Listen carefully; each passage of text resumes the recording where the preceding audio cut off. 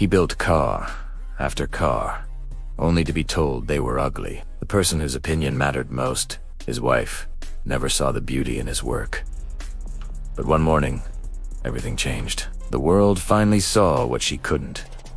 And what happened next will inspire you to never give up on your dreams. This is Evan.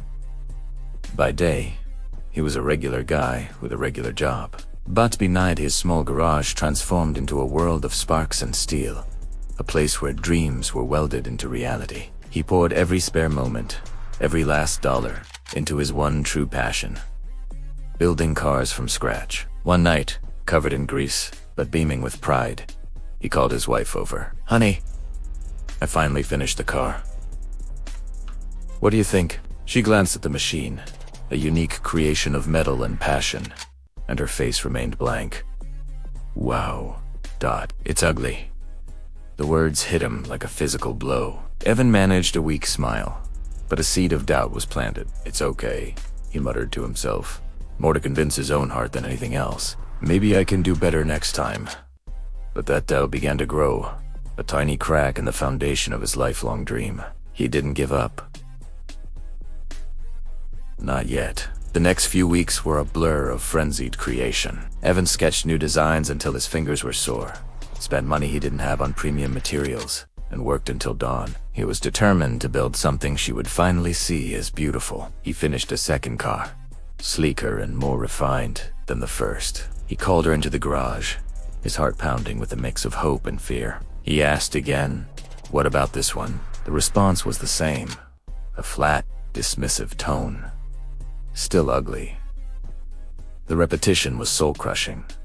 Each rejection chipped away at his spirit. He had built these cars, not just with his hands, but with his heart. He craved her validation, a simple sign that she understood the passion that drove him. Instead, all he saw was indifference. His once organized garage was now a chaotic testament to his tireless efforts and growing heartbreak. His hands were calloused and tired, his eyes heavy with disappointment. He was pouring his soul into his work, only to have it dismissed without a second thought. How many of us have felt that same ache, that desperate need for encouragement from the people closest to us? Then came the storm. It was a dark, rainy night, mirroring the tempest inside Evan's soul. His third car was complete. He stood before it, a masterpiece of his own design, feeling a confusing cocktail of pride and utter despair. He had pushed himself to his absolute limit. His wife walked past the garage door, glanced in, and rolled her eyes without saying a single word. That silence was louder than any insult. It was the final straw. "That's it," Evan whispered to the rain-streaked walls. "I'm done. Maybe she's right. Maybe I'm just not meant to create beauty." Defeated, he made a decision. He got into the first car, started the engine, and drove it to a vast, empty parking lot on the edge of town. He went back for the second, then the third, lining them up like abandoned soldiers in the pouring rain. He took one last look at the physical manifestation of his shattered dreams, then turned and walked away, leaving them to the storm. As the scene faded to black, it felt like more than just the end of a day. It felt like the end of his dream.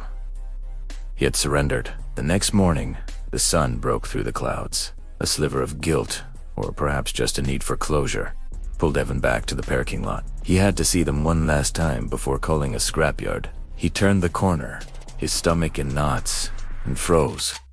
The parking lot was empty. The cars were gone. Panic surged through him. Had they been stolen? Vandalized? He searched the area frantically, his mind racing. He spent the rest of the day in a confused daze, driving around town, not even sure what he was looking for. As afternoon light began to fade, he drove past the city's largest luxury car dealership.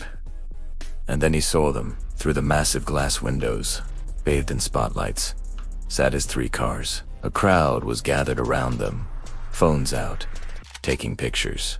People were pointing, smiling, their faces filled with awe and admiration. He parked and stumbled out of his car, drawn toward the scene in disbelief. As he approached, the dealership owner rushed out to meet him. "Are these yours? You made these." The owner's eyes were wide with excitement. "They're incredible. The lines, the design, It's like nothing I've ever seen. People are making offers. Serious offers. We're talking millions.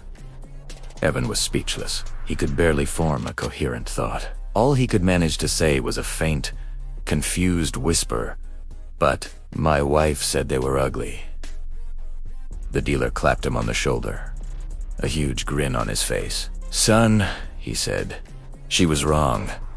These cars weren't ugly. They were just in the wrong place, waiting for the right eyes to see them. In that moment, everything clicked. The years of doubt, the sting of rejection, the feeling of failure all melted away. Standing there, amidst the admiring crowd, Evan was overwhelmed. The dream he had abandoned, the creations he thought were worthless, were now being celebrated as masterpieces. Later that week, a world-renowned luxury car company offered him a lead designer position. He stood silently in his old garage, tears of relief streaming down his face.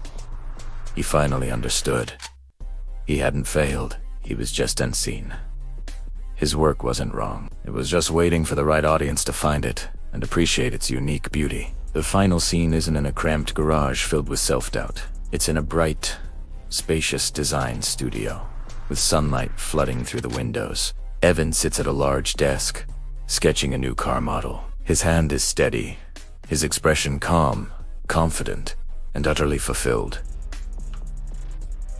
He found his place. Not everything you create will be understood or appreciated by everyone, and that's okay. Sometimes, your work isn't the problem. Sometimes, you just need to find the right place and the right eyes too.